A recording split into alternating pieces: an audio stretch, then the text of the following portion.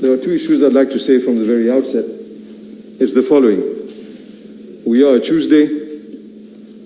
The Prime Minister, as leader of the House, has decided that the supplementary appropriation bill would be taken today for the second week running. He knew it, and he chose it, and he did it knowing that there could not be any parliamentary questions this morning. That indeed shows how democratically bent he is and how he enjoys being different to others. Second thing which I'd like to say... Listen, Honorable Shakil Mohammed. Yes? Go to the debate directly. I am. In fact, I'm just going onto the road, and the road has to lead, leads to it. All these are, And second thing which I'd like to say is that I'm very happy to have the opportunity of at least, if I'm not mistaken, this is the second bill, number 2 of this year, 2021, and that is an opportunity that we cannot avoid since government is not at all producing any bills and are not really busy working in Parliament. But I've seen the Honourable Minister of Finance make his intervention very economical. Because, for instance, when he is to talk about the 11.9 billion that he is seeking our approval for, let's bear in mind that this is 11.9 billion that he has already taken. This is what Mauritians should know, taxpayers should know, electors should know, that they have already taken that money. But the fact that he's very economical with the truth is what really astounds me. The fact that he does not even comment on the previous statements of his colleague ministers from his own government, from financial services in the past, who have said that at no time money belonging to taxpayers would be utilized for the BII saga. Let us not forget how silent and economical he was, because this is very important. He seeks our approval when there was a commitment on the part of government not to utilize public funds. So the fact that he's silent about this violation of their own commitment is something that has to be underlined. He is very silent over the fact that the Prime Minister, his own colistier, his own friend in actual fact, his own friend had meetings in his office prior to the general elections of 2019 with the representatives like Salim Mouti of the Suka Cashback Gold, promising to pay them 4 days before the general elections, promising to pay them against another contract that had already been entered into. That is a fact. But this is, I'm sorry, I'm not giving way. I'm not giving way. Order. I'm not giving way. Order. This is now, if he raises a point of order, he tells us which point of order.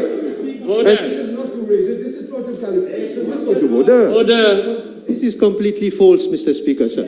If you are averring that I made such promises, you have to prove it before this House. It's in the press, you met him and that's it. Accept it. Press. You met him, you promised it, and you got your votes. Honorable Shakil Mohammed. Yes. I think this point has sufficiently been canvassed by previous orators, and even during the budget time. And so go straight to the debate. Mr. Speaker, this is going straight to the debate. I'm still so good manners towards me. Yeah, just so. Maybe I should be shown the same by allowing me to speak. Please. I'm paid for that work. Help me. Yeah. So I'm still speaking. What I've said that during the debate on the budget and now during the debate, previous orators have raised that point. And so this has been sufficiently canvassed. Move to other points and go further. Please. Mr. Speaker, the issue about meeting with Salim Mouti and making promises with regards to Suka Cashback, it has never been canvassed by any single orator. Not a single. It's the first time this is being canvassed, and it is being canvassed. And obviously, I know, Mr. Speaker, sir, I will move to another point very quickly, because it has taken not a very long time for me to hurt government and hurt the Honourable Prime Minister because he is guilty of having bought votes on the eve of general elections. This is not debate. Please. And he is confused. He thinks he's a court of law. Here, I say what I say, and I'm a member of this House, and you cannot stop me, even if you have le galon de Premier Ministre that you don't deserve. Go to the debate. So, to the debate. What another thing? You talk about BAI. This government, led by Sir Anirudh Jagannath, with the Prime Minister here in that government, all the ministers of the first government of MSM since 2014 December, they had decided that they would loot that group for political reasons and nothing else. Is it strange? How is it that the Minister of Finance doesn't talk about it today? How is it that until today, not a single person has been prosecuted or found guilty, not even prosecuted for these supposed and false allegations that the former Prime Minister was making against the administration, the officers of the BAI group? How is it that all what was being said was Ponzi scheme, but not a single person has ever been prosecuted for this matter? Not a single court has entertained a case. The DPP has not entertained a case. The former Prime Minister, Sir Anirudh Jagannath, said there is no case against 14 officials of the BAI group. And today, we are therefore coming to mop up the mess created by the predecessor of this Prime Minister, who happens to be, not coincidence, his father and the former leader of the MSM. The MSM have got blood on their hands. That is a fact. Blood. Second, withdraw that word. Withdraw the word blood on the hands. You don't have. This is okay, they have got blood money on their hands. I mean, this is my ruling. Either you agree or you disagree. Okay, I withdraw it. Just not to be stopped every time, I withdraw it. So they have committed wrong, and whatever they are trying to take from the taxpayers today, in fact, is illegitimately being done because of their mistakes and their lies. The MSM have lied to the people whenever they have to portray this whole issue about the BI group. What the Honourable Minister of Finance does not say is that how come he keeps quiet, and I will put in a document here that shows all the shares in the BAI Company Limited that have been realized, in LMLC Limited, in NMHL, in ENL, in Omnicane, in FinCorp, in United Docs, in Air Mauritius, in all those other companies that this company, which was supposedly have to have done wrong, have invested in all those companies. And what was interesting is that money that was realized from the sale of their shares held by the BAI Company Limited, 2,230,000,000 and 131,514 rupees. I put in that document a list of all the money that has been recouped only from the sale of shares of a supposed Ponzi scheme. Where has this money gone? And the next question which I will ask the Honourable Minister of Finance is to ask the Prime Minister, what was his relationship with Mr. Katral of Omega Group? How many times did the Honourable Prime Minister meet Mr. Katral of Omega? How many times did the Prime Minister preside any meeting, if at all, pertaining to Omega and the sale of Omega and the valuation of Omega in the books of the NIC for 2.5 billion rupees? Why is it kept quiet, the fact that this was evaluated at 2.5 billion rupees? And this was precisely the value that was removed off the books of NIC, but clearly the auditors never wanted to sign off because there was a hole in the books of the NIC. So, Honourable Honourable Mohammed, you take the responsibility of whatever you're stating. As opposed to government, I think.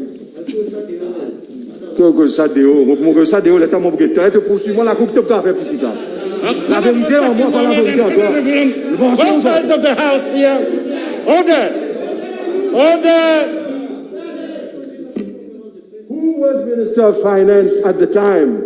And every single time that the issue of Omega Art comes up pertaining to Apollo, Every single press has reported that the Prime Minister loses his cool and his calm. Why is it that he's so jittery about the Omega Arc affair? What has he got to be afraid of? And what is he trying to hide? Whom is he trying to protect? That is the shocking element. Negligence in the management of him when he was Minister of Finance.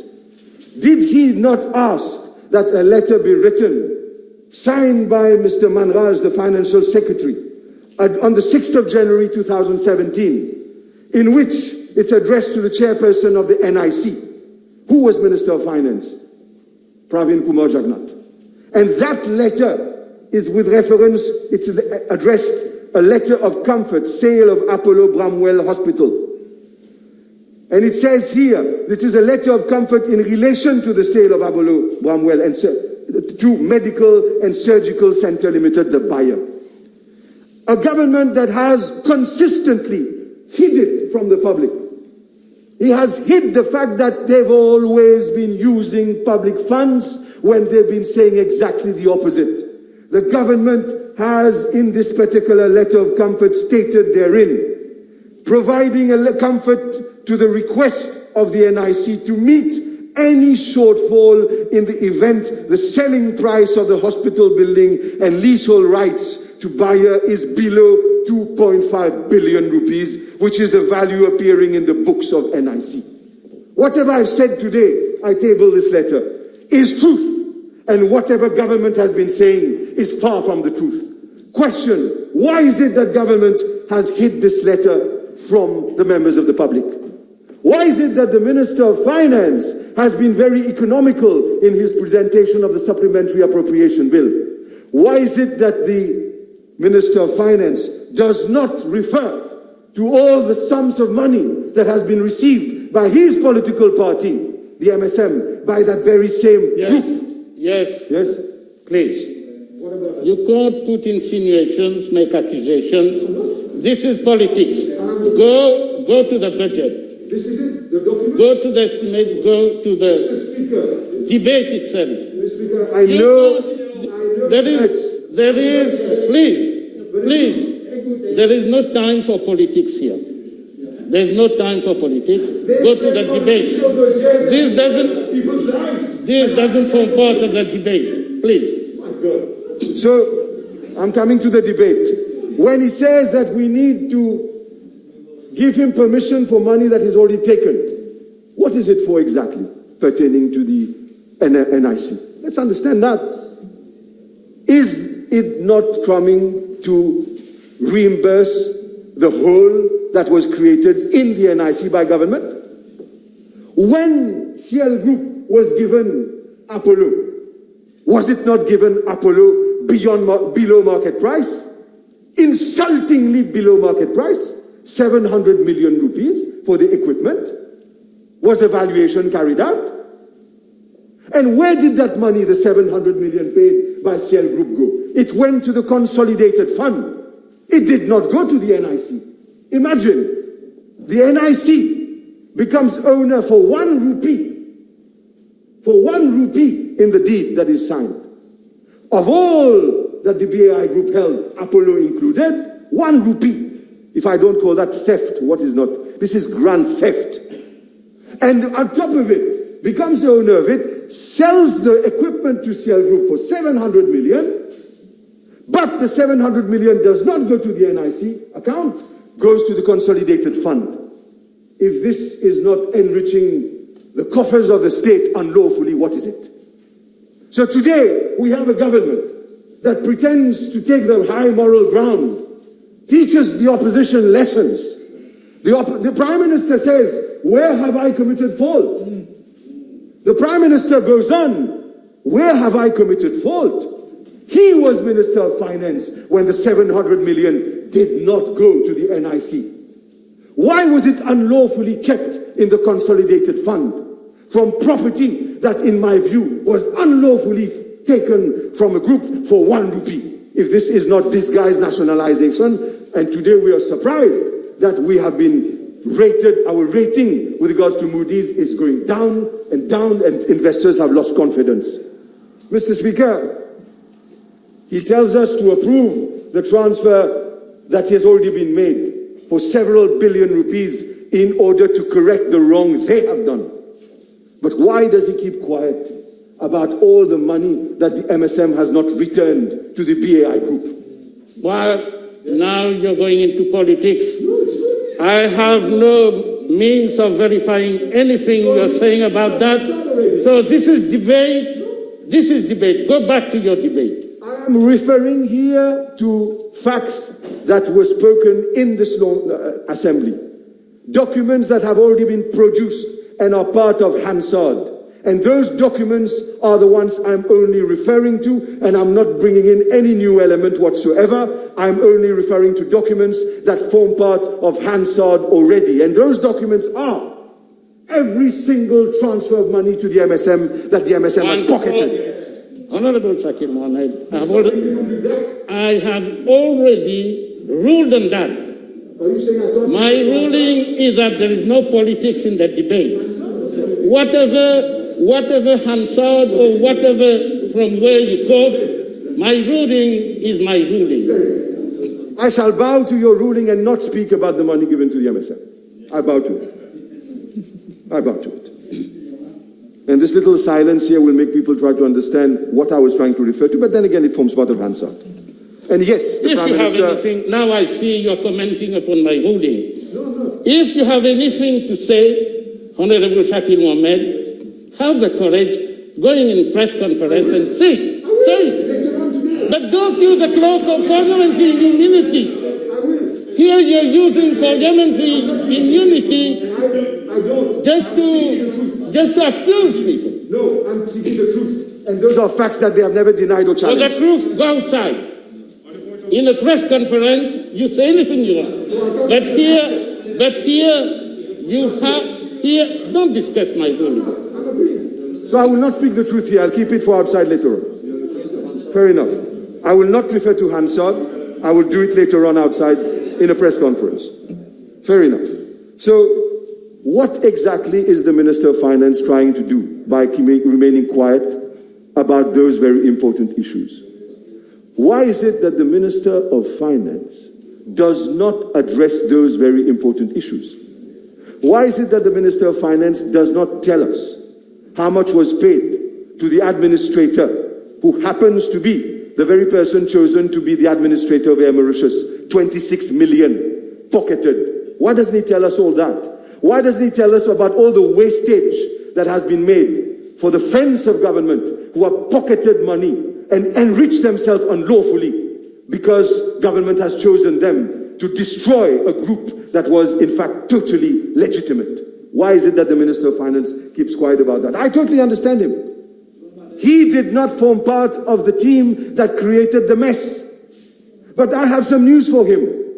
Whenever you congratulate the former government for what they've did, you cannot only take the assets, you're also liable to take on the liabilities. And indeed, it is a huge liability that this government carries. Let's simplify it. Let's simplify it. There are two issues that this government cannot answer. Two issues. They got together to destroy a group. They take public funds in order to correct their wrong. And as a lawyer, what I call it is faute lourde on the part of ministers who are here to administer with reason and honestly the affairs of the state. This is faute lourde on the part of those ministers. And the fact that the Minister of Finance decides to keep quiet and not to address those pending issues, the fact that the Minister of Finance keeps quiet with regards to the non-payment to the Super Cashback Gold members who are still waiting for their money, is once again makes him party to the wrongdoing. He should be aware and cannot run away from the fact that whatever he is asking us to do, we are just acting as rubber stamps, in fact. I think Honorable Utim said it very carefully and precisely. We are being asked to act as rubber stamps. Whatever wrong he has done, he's already done. Whatever destruction the government has tried to do has already been done. Let us not forget, he even people close to their committee. And that's not politics, that's truth. And it's in the documents of the accountants and the administrators of the BAI group. How many of them have bought cars for below value and could not even pay and had to bloody return the cars? How many of them? Bisun Mangu. What explanation is there for that? What explanation is there that friends of government have enriched themselves, or at least have tried to enrich themselves? Is that a coincidence? And today, he comes to ask us for billions of rupees, comme si de rien n'était. Monsieur le Président, avant de conclure, il est nécessaire pour que les Mauriciens et les Mauriciennes, les électeurs de ce pays réalisent que ce que le ministre des Finances nous demande, c'est de lui donner l'argent qu'il a déjà pris sans notre permission.